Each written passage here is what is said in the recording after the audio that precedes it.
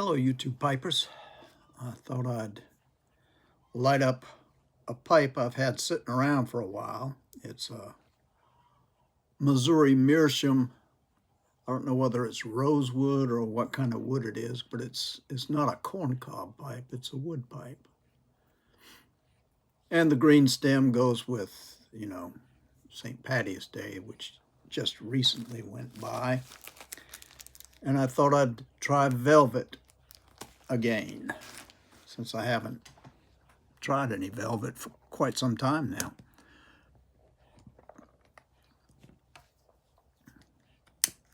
And I put a 6mm filter in it because when I was sucking back, I kept getting tobacco particles on my tongue, and some of it was pretty sweet. I wanted to eat it.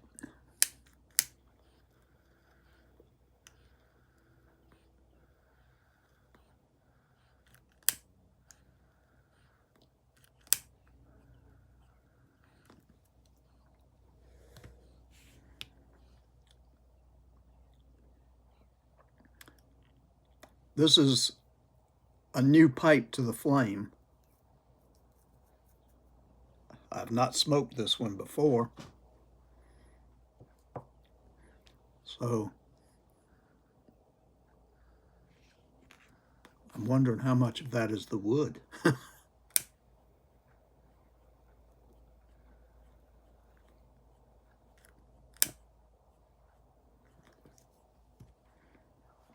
I haven't been on for a while. I don't know why, I just haven't had anything to say.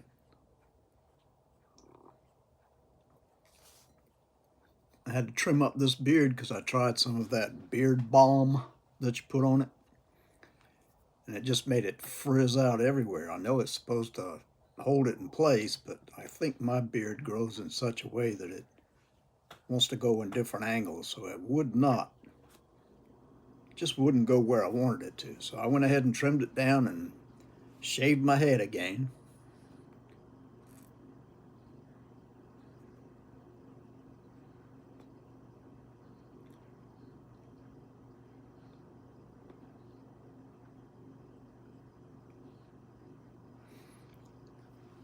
I think this is a little too end heavy to comfortably clench over a period of time.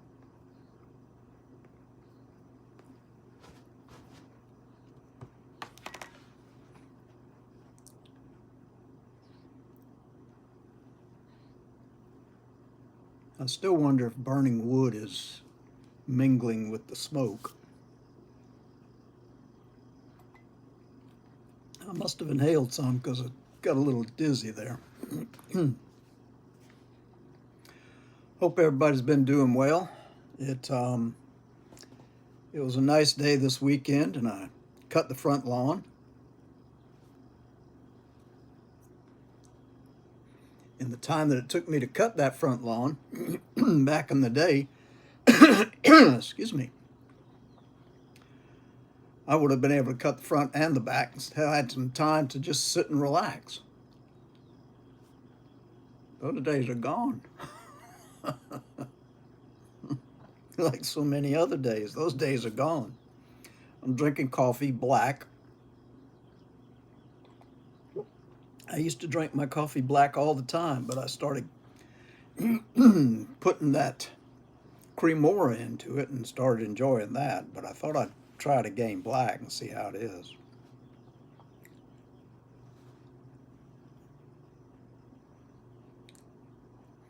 Yeah, I must be inhaling this more than I think, because I'm making my head spin a little bit.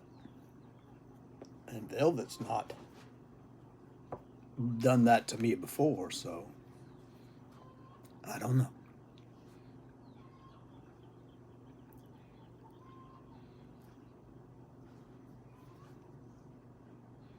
I like this for a, I don't want to say cheap pipe, because it wasn't really, excuse me, cheap, but inexpensive pipe. It has some points. Comfortable in the hand when you hold it.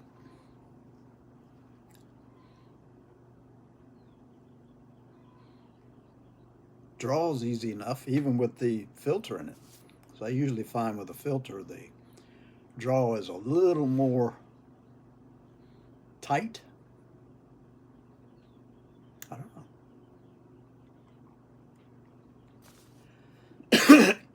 Excuse me. I think that frog has taken residence in my throat, never to leave again. I was thinking about, because I was buttering some toast the other day, I was thinking, boy, this butter just doesn't taste right. But I remember back when I was a kid, and we went to visit my dad at the cafe he used to eat at.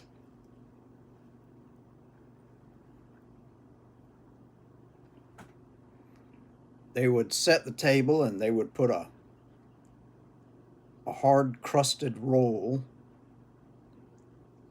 in a small plate in front beside your normal plate, and on that small plate there would be a pat of butter in a little square of thick paper. And that butter,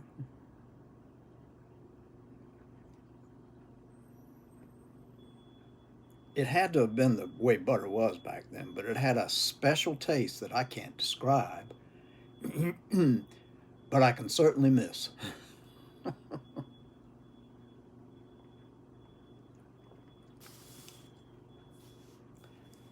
I remember I used to take notice of that.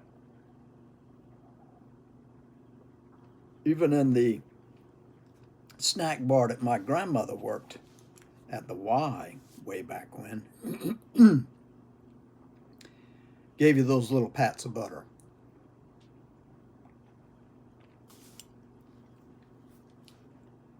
And the flavor was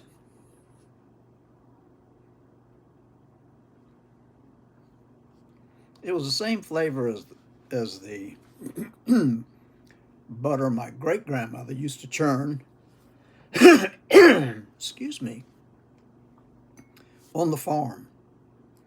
She'd sit there with the milk and just plunge that stick up and down in this tubular wooden, well, I don't know what you would call it, but it held the milk with the cream that came with the milk, because cream used to settle to the top, if you remember back in those days.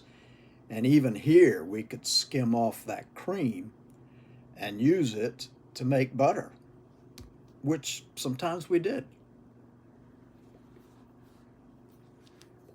But anyway, it had a rich quality to it that you do not find, because I have been going through different brands of butter and I just cannot discover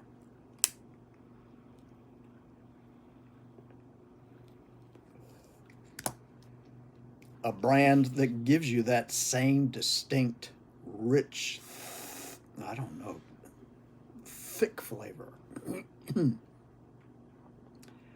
Butter these days is kind of bland. It tastes a lot like margarine, which is something I swore I'd never eat again whenever I could afford my own, because when I was growing up, my mother always gave Dad the butter. She wouldn't eat it either. It was something that she saved for him, because when he was growing up, he never got butter, and he always complained about that.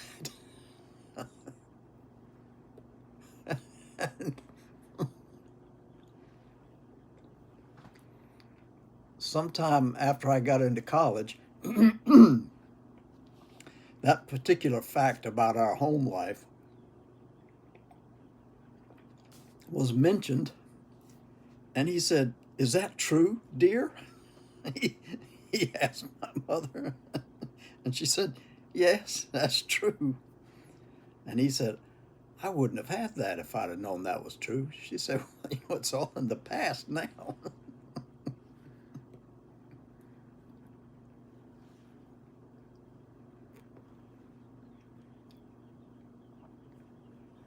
But yeah, I miss that quality in the butter. The butter of today just doesn't have that. I got a half a gallon of milk at the grocery store one day a couple of years ago that for some reason had cream on the top. It had settled to the top as if they had not homogenized it as thoroughly as they normally do.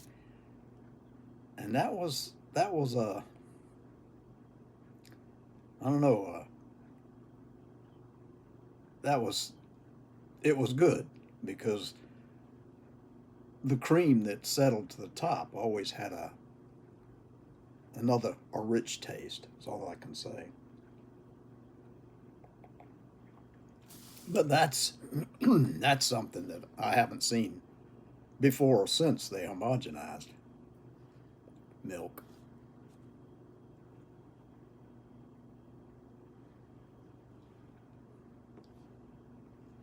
This has a fairly good draw.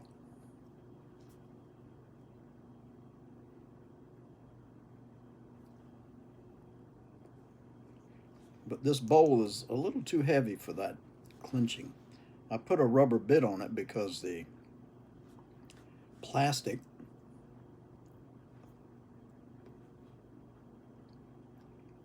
clacks on my teeth, and I just don't like that.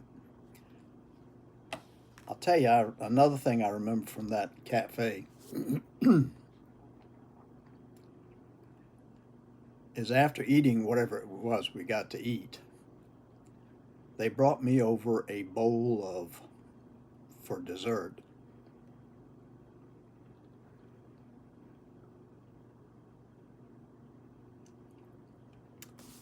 a bowl of butterscotch pudding.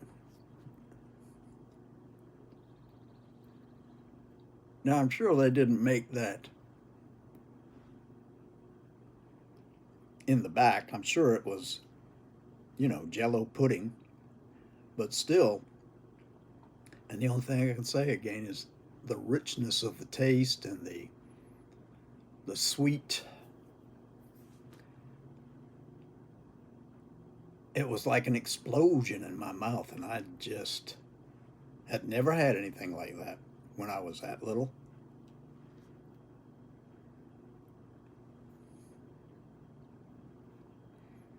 And my mother had to bake had to make butterscotch pudding almost every night for some time after we got home because I kept talking about how good that was, and I couldn't believe how much I liked it. But I haven't had butterscotch pudding in a long time. That came to mind because of that little cafe. It was a small cafe on King Street in Charleston. King Street is the main thoroughfare downtown.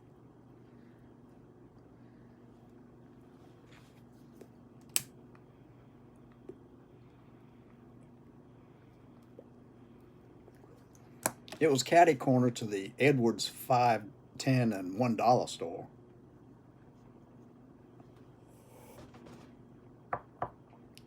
Where we used to shop all the time, and they bought me my Davy Crockett raccoon hat or cap with the tail that drooped down my back. That was the big craze. But that little cafe, long gone, was a block from where my dad worked. He worked in the Armor Star meat processing plant. At the end of the block, like I say, you just walked up and it was on King Street. I can't remember the name of the street back there. And across the street from Armor Star was Swift and Company, which was another meat processing plant there across the street, rivals.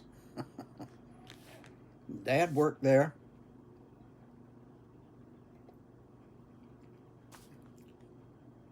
I think until 1958 or 59.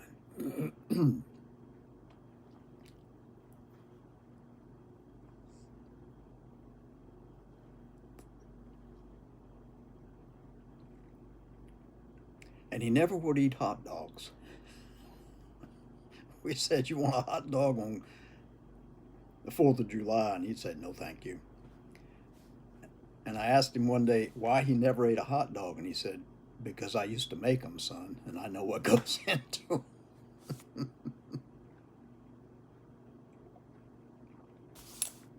But anyway, I just hadn't been on here in a while, and I wanted to say hello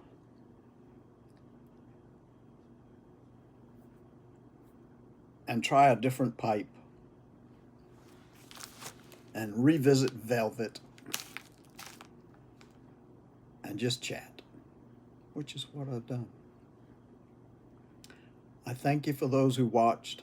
I thank you for those who sign up for this particular channel. I thank you for those who comment.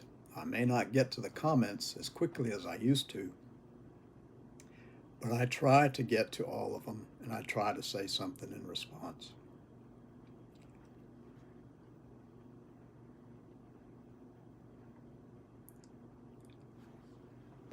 I'm wishing everybody a good afternoon, and I hope that your day is going well. And I'll talk to you again soon. Take care. God bless. Till the next time.